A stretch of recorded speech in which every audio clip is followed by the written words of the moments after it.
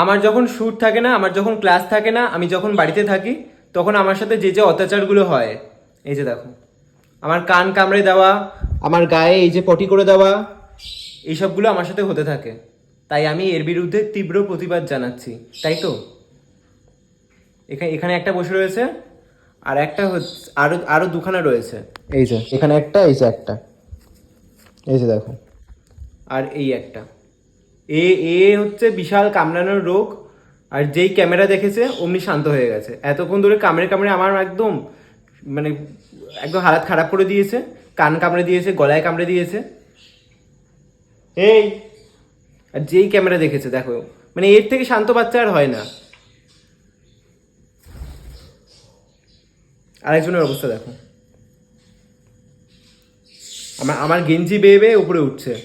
কি ট্যালেন্টেড ভাবো তো। দেখো,